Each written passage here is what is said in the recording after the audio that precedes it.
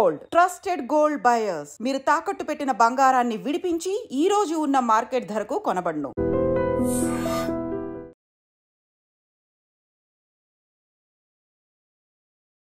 ప్రేమ ముసుగులో ముగ్గులోనికి దింపిన తర్వాత వాళ్ళతో ప్రైవసీగా ఉన్నటువంటి వీడియోలను కూడా చిత్రీకరించి ఈ న్యూడ్ ఫోటోలు న్యూడ్ వీడియోస్ని కూడా మళ్ళీ బయట పెడతాను, సోషల్ మీడియా అంతా వైరల్ చేస్తాను అంటూ యువతుల్ని బ్లాక్మెయిల్ చేస్తూ ముందుకు వెళ్తున్నటువంటి ఓ యువకుడు ఖచ్చితంగా పోలీసులు కఠినంగా శిక్షించాలంటూ ఓ బాధితురాలైతే ఇప్పుడు మీడియాను ఆశ్రయిస్తోంది.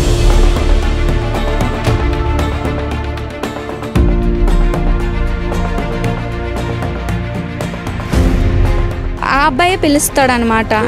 ఆ అబ్బాయి పిలిచి అక్కడికి వెళ్ళిన తర్వాత కొట్టడం, కడుపులో తన్నడం, కర్రలతో కొట్టడం అవన్నీ చేస్తాడు.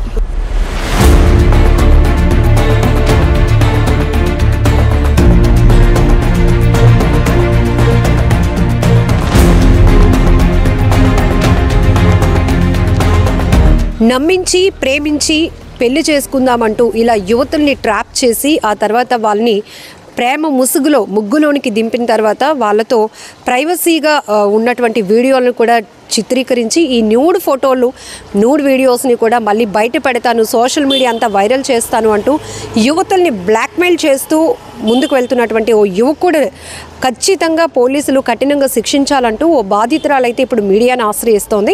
గతంలో కూడా యువకుడిపై నేను పోలీసులను ఆశ్రయించి కంప్లైంట్ పెట్టినప్పటికీ కూడా ఎటువంటి న్యాయం జరగలేదు కాబట్టి నాలాంటి బాధితులు ఇంకా చాలామంది ఉన్నారు. ఇలాగే ఆ యువకుడి చేతిలో మోసపోయినటువంటి బాధితులు కూడా ఉన్నారు. న్యూడ్ వీడియోలు కూడా ఉన్నాయి. వాటన్నిటిని కూడా తొలగించాల్సిన బాధ్యత కూడా పోలీసులు తీసుకోవాలి అనేది ఆ యువతి చెప్తోంది. అసలు ఏం జరిగింది, ఆ యువకుడు ఎవరు, ఈ విషయాలు కూడా అడిగి తెలుసుకుందాం. ఏం జరిగిందమ్మా, అసలు ఆ పర్సన్కి మీకు ఎట్లా పరిచయం? 2023లోని నేను మా మమ్మీ బయటకు వెళ్తున్నాం. మా మమ్మీ చాలా లావ్ అనమాట. ఈ దాశర్ రవీంద్ర యాదవ్ అనే అబ్బాయి అండ్ గోవింద్ హెర్బల్ పోలో పనిచేస్తారు. మేము ఇలా వెయిట్ లాస్ తగ్గిస్తామని చెప్పేసి నా నెంబర్ తీసుకున్నారు. నెంబర్ తీసుకొని మీ మమ్మీ తగ్గించుకోవడానికి వస్తుంది అన్నది కదా, సో ఎప్పుడు వస్తారని అలా అడిగేవారు. బట్ నేను చెప్పేసాను మా మమ్మీ రాదు, మాకు ప్రెగ్నెంట్ టైం అనేసి. అయినా సరే అలా కంటిన్యూస్గా కాల్స్ చేసేవారు, మెసేజెస్ చేసేవారు. అప్పుడు నేను రెస్పాండ్ అయితే ఇలా మీతో స్నేహం చేయాలని ఉందని దాశర్ రవీంద్ర యాదవ్ అనేసి అబ్బాయి నాతో ఫ్రెండ్షిప్గా ఉండేవాడు అనమాట. ఒకసారి ప్రపోజ్ చేశాడు, పెళ్లి చేసుకుంటాను అనేసి. నేను చెప్పాను నాది ఎస్సీ, మీది యాదవ్స్, ఒప్పుకోరు అండ్ కొంచెం చాలా ఇబ్బందులు వస్తాయి అనేసి అంటే, లేదు నువ్వు చాలా అందంగా ఉన్నావు, నువ్వు చాలా నిజాయితీ పరురాలివి, ఏమున్నా ముందే చెప్పేస్తున్నావు అని చెప్పేసి నాకు నువ్వు ఇష్టం అని చెప్పాడు అనమాట. నేను యాక్సెప్ట్ చేయలేదు, ఎందుకంటే మా పేరెంట్స్ ఇది చేయరనేసి. అయితే ఫ్రెండ్లీగానే ఉందామని చెప్పేసి తను వాళ్ళ ఫ్యామిలీని పరిచయం చేస్తానని చెప్పేసి 80 ఫీట్ రోడ్లో ఉన్న దాశరి అప్పారావు యాదవ్ మ్యారేజ్ బ్యూరో ఉంటుంది, అక్కడికి తీసుకెళ్ళి వాళ్ళ డాడీది, అక్కడికి తీసుకెళ్ళి డ్రింక్లోనేమో ఏదో కలిపేసి ఇచ్చాడు. నేను కాన్షియస్ కోల్పోయాను అనమాట. ఆ టైంలోనే తను నన్ను యూజ్ చేసుకొని నా వీడియో అనేది తీసాడు, వితౌట్ డ్రెస్ది తీసి, ఇలా నువ్వు నా లవ్ యాక్సెప్ట్ చేయకపోయినా, ఎవరితోనైనా చెప్పినా, నేను రమ్మన్నప్పుడు రాకపోయినా నేను నీ వీడియోస్ అనేవి అప్లోడ్ చేస్తాను అని చెప్పేసి బెదిరించారనమాట. బెదిరిస్తే నేను ఇంకా నా ఫోన్ కూడా తను హ్యాక్ చేస్తాడు. నేను ఎవరితో చెప్పుకోలేని సిచ్యువేషన్, నా మెయిల్ అన్నీ హ్యాక్ చేస్తాడు. అయితేనేమో అప్పుడు నేను ఇంకా అంత యాక్సెస్ ఎందుకు ఇచ్చారు? పరిచయం కూడా లేదు, తెలియలేని వ్యక్తులు కదా. నా వీడియో ఉంది కదా, వీడియో అప్లోడ్ చేస్తాను, మీ పేరెంట్స్ని చంపేస్తాను అనేసి అన్నాడు.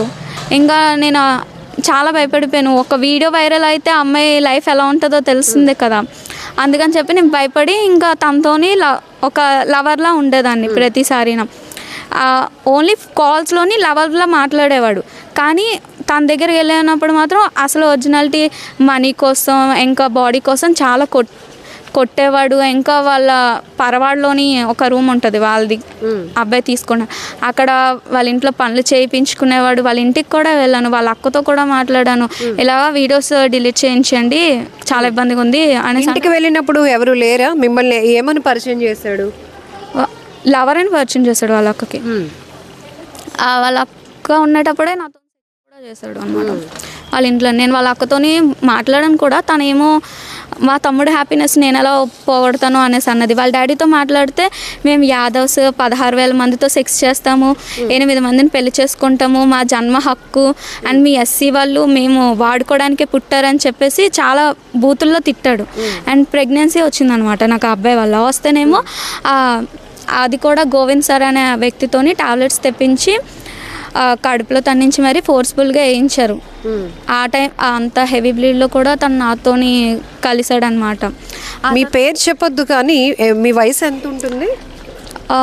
తనతో ఇదైటప్పుడైతే 22. ఓకే, 22 అనమాట. అండ్ తర్వాత కొంచెం ఇంకా వేరే వాళ్ళతో కూడా నా యూజ్ చేయించుకుంటాడు అన్న టైంలోని నేను ఇంకా పోలీస్ స్టేషన్లో కంప్లైంట్ పెట్టాను అనమాట. కంప్లైంట్ పెడితే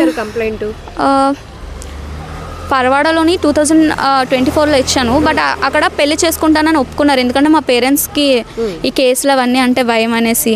అయితేనేమో తర్వాత పెళ్ళికి ఒప్పుకున్నారు. బట్ కానీ నాకు చాలా బెదిరింపు కాల్స్, మెసేజెస్ అవన్నీ వచ్చాయి. ఇలాగా నిన్ను చంపేస్తాము, ఈ అబ్బాయి నాకు మనీ అమౌంట్ ఇచ్చారు మిమ్మల్ని చంపేమనేసి అలా అని చెప్పాడనమాట. నేను అప్పటికి కూడా లేదు అలా కాదు అనేసి నేను వాళ్ళ డాడీతో ఎన్నిసార్లు మాట్లాడినా ఆయన పెళ్లి చేసుకుంటాను అని ఒక ట్రాప్ టైప్ వేశారు మా పేరెంట్స్ని. నాకు చాలా నిజాలు తెలిసాయి అనమాట. ఇలాగే నాకన్నా ముందు అమ్మాయిల్ని ప్రేమ పెళ్ళి అని చెప్పేసి బాక్సింగ్ చేస్తారు అబ్బాయి, బాక్సింగ్ ఇంకా ర్యాపిడో వేస్తాడు. ఇన్స్టాగ్రామ్ వాళ్ళ కాలేజ్లో పరిచయమైన అమ్మాయిలతోని ప్రేమ పెళ్ళి అని చెప్పేసి వాళ్ళతోని ఫిజికల్గా కలిసి వాళ్ళకి కూడా ఒక 2-3 స్టమక్ కూడా తీయించారు అనమాట. ఎవరు చెప్పారు ఇవన్నీ మీకు? ఎవరు చెప్పారంటే నేను బాధితులతో మాట్లాడాను. నేను ఒక వీడియో అప్లోడ్ చేశాను కదా, వాళ్ళతో మాట్లాడాను. మీరు వీడియో, ఈ వ్యక్తి కోసం మీరు వీడియో సోషల్ మీడియాలో పెట్టారు, ఎప్పుడు పెట్టారు? ఒక 3 వీక్స్ బ్యాక్. ఓకే, ఆ పెట్టినప్పుడు అతని బాధితులు ఇంకా చాలా మంది మిమ్మల్ని అప్రోచ్ అయ్యారు? అవును, అప్రోచ్ అయ్యి వీళ్ళంతా రాక్షసులు అంటే ఇలాగా వాళ్ళ ఫ్యామిలీ అంతా డబ్బు కోసం ఇంకా బాడీ కోసం ఇది చేస్తారు. వాళ్ళ ఇంట్లోని వాళ్ళు ఉండగానే ఈ అబ్బాయి మాతో చాలాసార్లు సెక్స్ చేశాడు. అండ్ శ్రీకాకుళం పెద్దపాడులోని కొంతమందిని మోసం చేస్తే అక్కడ చాలా ఇష్యూ అయ్యి ఇక్కడికి వచ్చారు. ఇక్కడ కూడా సేమ్ ఈ అబ్బాయి యూజ్ చేసుకోవడమే కాకుండా గోవింద్, పండు, శేఖర్ ఇలాగా ఈ అమ్మాయిల వీడియోస్ చూపించి బెదిరించి వాళ్ళ చేత కూడా సెక్స్ చేయించాడు. గోవింద్, పండు, శేఖర్ వీళ్ళు ఏమవుతారు ఈ అబ్బాయికి ఫ్రెండ్సా? గోవింద్ అనే అతను హెర్బల్ ప్రో, అంటే వీళ్ళ ఒక బ్యాచ్ ఎలా అంటే అమ్మాయిలు పరిచయం చేసుకోవడం, ఫస్ట్ వాళ్ళు సెక్స్ చేయడం, తర్వాత వేరే వాళ్ళ చేత బెదిరించి సెక్స్ చేయించడం. అయితేనేమో నేను ఇవన్నీ వాళ్ళ డాడీకి చెప్పాను. అవి 4th టౌన్లోనే నేను చెప్పాను అనమాట. చెప్తేనేమో మీరు కంప్లైంట్ ఇచ్చినప్పుడు ఉన్న సిఐ సత్యనారాయణ ఏదో పేరు వస్తుంది, చెప్పానమాట. వీడియోస్ డిలీట్ చేయించండి, పెళ్లి చేసుకుంటా ఏదో అయిపోయింది కదా, ఈ అబ్బాయిని నాతో పంపించండి మేము చూసుకున్నామంటే వాళ్ళ డాడీ ఎక్కడ వాళ్ళ బిజినెస్ ఇలా అమ్మాయిలది వాళ్ళ వల్లే కదా అమౌంట్ వస్తుంది, ఎక్కడ పోతుంది అని చెప్పేసి నాది రోజు నేను పోలీస్ స్టేషన్కి వచ్చి ఏం మాట్లాడుతున్నానో అవన్నీ వీడియోస్ ఇది చేశారు. బిజినెస్ పోవడం అంటే దీన్ని ఒక వ్యాపారంగా మార్చుకున్నారు ఆ ఫ్యామిలీ? అవును, అమ్మాయిలతో వ్యాపారం చేయడం అంతే. అమ్మాయిల దగ్గర డబ్బులు తీసుకోవడం, బాడీ పరంగా యూజ్ చేసుకోవడం అలాంటివి చేస్తారు వాళ్ళ ఫ్యామిలీ. ఇది ఇప్పుడు మీరు సోషల్ మీడియాలో మీకు జరిగిన అన్యాయం గురించి ఆ వ్యక్తిని బయటకు రావాలి, ఎందుకంటే చాలా మంది బాధితులు ఉన్నారు. మరి మీరందరూ కలిపి ఎందుకు ఒకేసారి కంప్లైంట్ ఇవ్వడానికి ముందు రావాలి? నేను వేరే అమ్మాయిలతో మాట్లాడినప్పుడు ఏమైందంటే వాళ్ళకి పెళ్ళిళ్ళు అయిపోయాయి, ఇంకొంతమందికి పెళ్ళిళ్ళు కావాలి. వాళ్ళు ఏమంటే పరువు ఇంకా చాలా ఉంటాయి కదా అమ్మాయిల విషయంలోని. సో మేము రాలేము, కానీ నీకు బ్యాక్ సైడ్ నుండి సపోర్ట్ చేస్తాము, మీకు ఏదైనా బీటెక్ కంప్లీట్ నేను బ్యాక్ సైడ్ నుంచి సపోర్ట్ చేస్తామనేసి వాళ్ళు నాతో మాట్లాడడం జరిగిందనమాట. ఒక మాట అడుగునా, యాక్చువల్గా అమ్మాయిలు అనేటప్పటికి చాలా సెన్సిటివ్, చాలా కేర్గా ఉండాలి. మీరు బీటెక్ చదువుకున్నారు, ఏజ్ కూడా మెచ్యూర్డ్, కానీ ఎవరో హెర్బల్ ప్రో అని చెప్పి మీ మమ్మీ గారికి వెయిట్ లాస్ తగ్గిస్తామని ఫోన్లో జస్ట్ కాంటాక్ట్ అయితే అంత దూరం ప్రైవసీగా వాళ్ళ ఇంటికి వెళ్ళినంత వరకు ఎందుకు అసలు? యాక్చువల్లీ తను నాకు ముందే పరిచయం ఇన్స్టాగ్రామ్లో, బట్ నేను అప్పుడు అంతగా పట్టించుకోలేదు. బట్ మీ మమ్మీకి హెర్బల్ దీనికోసం వాళ్ళు చెప్పక ముందు మీకు ఇన్స్టాలో అబ్బాయి పరిచయమా? అబ్బాయి పరిచయం. ఓకే. పరిచయం అనమాట. నేను అంతగా పట్టించుకోలేదు. ఆ తర్వాత ఎప్పుడైతే తన నెంబర్ ఇది చేశాడో, నువ్వు అంటే ప్రతి అమ్మాయితో ఎలా పులిహోర కలుపుతాడో నువ్వు దేవతవి అలా అనుకొని ఏవేవో ఇంకా మాటలు చెప్పి వాళ్ళ పేరెంట్స్తోని మాట్లాడించాడు. అంటే నేను స్టార్టింగ్ వెళ్ళిపోలేదు, నాకు వాళ్ళ పేరెంట్స్తో మాట్లాడించాడు, వాళ్ళ అక్కతో మాట్లాడాను. అప్పుడు నమ్మకం వచ్చిన తర్వాతే నేను వాళ్ళ ఇంటికి వెళ్ళాను అనమాట. కానీ నాకు అంటే వాళ్ళ సైడ్ కూడా ఒక అక్క ఉంది, అమ్మ ఉంది, అలాంటివి అవుతాయని తెలియదు కదా. ఉన్నారు కదా అని చెప్పేసి నేను ధైర్యంగా ఫ్యామిలీకే కదా అని చెప్పి వెళ్ళాను. బట్ అలా అవుతుందని నేను అనుకోలేదు. ఇప్పుడు వాళ్ళు ఏమంటున్నారంటే నేనే ఇంకా వాళ్ళ మీద ఫేక్ ఎలిగెన్సీస్ వేస్తున్నాను, మనీ కోసం డిమాండ్ చేస్తున్నాను. ఆ అబ్బాయి నా దగ్గర చాలాసార్లు కొట్టి మరీ హ్యాండ్ క్యాష్ తీసుకున్నాడు, చాలాసార్లు ఆన్లైన్ పేమెంట్ వాళ్ళ ఇంట్లో టిఫిన్స్కి అట్లకి అన్నిటికీ నన్నే యూజ్ చేసుకొని పని మనిషి కింద యూజ్ చేసుకున్నారు. నేను వాళ్ళు మనీ డిమాండ్ చేస్తున్నాను అంటున్నారు. ఇప్పుడు పెళ్ళి కాకుండా ఆ అబ్బాయి వల్ల మీరు ప్రెగ్నెన్సీ అయినట్టు మీకు ఎప్పుడు తెలిసింది? అక్టోబర్లో. అప్పుడు వాళ్ళ ఫ్యామిలీకి చెప్పారా ఈ విషయాన్ని? యాక్చువల్లీ వాళ్ళ ఫ్యామిలీకి అంతా తెలుసు. వాళ్ళ ఫ్యామిలీకి ఈ అబ్బాయి ఏమైనా గోకుతున్నాడో, ఏమైతే తిరుగుతున్నాడో, ఏమైనా ట్రాప్ చేస్తున్నాడో అన్నీ తెలుసు వాళ్ళ ఫ్యామిలీకి. వాళ్ళ ఫ్యామిలీకి తెలుసు. అండ్ నేను కూడా వాళ్ళ అక్కతో మాట్లాడాను కూడా.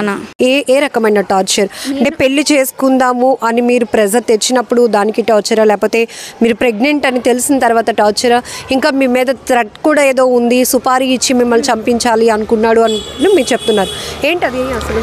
యాక్చువల్లీ తను కాల్లోని ప్రేమగా అంటే నేనే పిలిచినట్టు, అక్కడ ఎలా అంటే నెక్స్ట్ టైము నువ్వే నన్ను పిలిచినట్టు కాల్లో మాట్లాడు అంటే నేను పిలిచినట్టు అలా మాట్లాడమంటాడు. కానీ ఆ అబ్బాయే పిలుస్తాడు అనమాట. ఆ అబ్బాయి పిలిచి అక్కడికి వెళ్ళిన తర్వాత నాకు చాలా పీరియడ్స్, నేను అసలు ఏం ఉండలేను, వెళ్ళిపోతాను అలా అన్నా సరే పక్కాగా తనతో శారీరకంగా కలిగే ముందు కొట్టడం, కడుపులో తన్నడం, కర్రలతో కొట్టడం అవన్నీ చేస్తాడు. అండ్ తర్వాత ప్రెగ్నెన్సీ టైంలో కూడా నాకు కడుపులో చాలా దారుణంగా తన్నాడు అనమాట. అవును, ఎవరో తెలియలేని వ్యక్తిలో అంత పెయిన్ ఎందుకు? పోలీసులు మీరు అప్రోచ్ అవ్వచ్చు కదా. పోలీసులను అప్రోచ్ అవ్వడానికి నేను ఎవరితో చెప్పడానికి కావదు, నా ఫోన్ అంతా హ్యాక్లోనే ఉంది. అండ్ తర్వాత నా దగ్గర చాలా ప్రూఫ్స్ అనేవి ఉండేవి, ఈ అబ్బాయి కొంతమందితో చాట్ చేసినవి. అండ్ తర్వాత ఈ అబ్బాయి నా విషయంలో చేసిన ఆ ప్రూఫ్స్ అని ఏంటంటే నా ఫోన్ లాక్కొని కొట్టేసి అవన్నీ రీసెట్ చేస్తాడు. నా మెయిల్లో దాచుకున్న ప్రూఫ్స్తో సహా అన్నీ ఇది చేస్తారు. నేను ఏమని పోలీసుల దగ్గరికి వెళ్ళాలి? నాకు ఎటువంటి న్యాయం ఇప్పుడు కూడా పోలీసుల దగ్గర నేను ఫేక్ ఎలిగెన్సీ వేస్తున్నాను అనేసి నా దగ్గర గట్టి ప్రూఫ్స్ ఉండేవి, అవన్నీ డిలీట్ చేయడం వల్ల ఇప్పుడు ఇలా మీడియా ముందుకు వచ్చాను. కాకపోతే అబ్బాయి మిమ్మల్ని చంపించాలి అనుకునే ప్లాన్ కూడా వేశాడు అంటున్నారు. ఇది ఎవరైనా థర్డ్ పర్సన్ మీకు చెప్పారా? ఏం జరిగింది అసలు? నైట్ 12:30 అలాగా ఒక అతను నాకు మెసేజ్ చేశాడు, చాలా వల్గర్ లాంగ్వేజ్లో తిట్టి, ఇలాగ నువ్వు మా బావని ఫేక్ రూమర్స్ చేస్తున్నావంట, సో వాడు నీకు చంపమని 20,000 ఇచ్చాడు, సో నిన్ను మేము చంపేస్తాము అనేసి నాకు చాలా తప్పుగా మాట్లాడారు. అది. సో ఇప్పుడు చాలా మంది బాధితులు ఉన్నారు అంటారు. మీకు లాగానే చాలా మంది బాధితుల యొక్క నూడ్ ఫొటోస్, వీడియోలు కూడా ఉన్నాయి అబ్బాయి దగ్గర? ఉన్నాయి, నేను చూసాను తన ఫోన్లోని. ఆ ఫోన్ తెప్పిస్తే మొత్తం అంతా బయటకు వస్తుంది. బట్ వాళ్ళు నేను పోలీస్ సార్ కూడా, సార్ ఫోన్ తెప్పించండి, అప్పుడు నేను ఫేక్ ఎలిగెన్సీస్ అంటున్నారు కదా, ఫోన్ తెస్తే మీకే తెలుస్తుంది అండి అంటే వాళ్ళు తెప్పించలేదు. ఎందుకంటే వాళ్ళకి ఆ పవర్ ఉన్నా సరే వాళ్ళు ఇది చేస్తున్నారు అంతే. ఇప్పుడు నేను కొన్ని ఆడియో రికార్డ్స్ విన్నాను, అందులో మీ మీద చాలా అమితమైన ప్రేమ ఉన్నట్టు, పిచ్చిదానా నేను చెప్పింది ముందు విను, నువ్వెందుకు అలా నన్ను అనుమానిస్తున్నావు, ఎందుకు మీ అమ్మ వాళ్ళని మీ అక్క వాళ్ళని అందరిని ఇన్వాల్వ్ చేస్తున్నావు, ఒకవేళ పోలీసులు కౌన్సిలింగ్ నువ్వు కేసు పెట్టడానికి పోలీస్ స్టేషన్కి వెళ్ళినా, కంప్లైంట్ ఇచ్చినా అక్కడ పోలీసుల ముందు నీ మెడలో తాళి కట్టాలన్నా నేను కట్టేస్తాను అంటున్నాడు. ఇవన్నీ ఎందుకు మీరు నమ్మట్లేదా?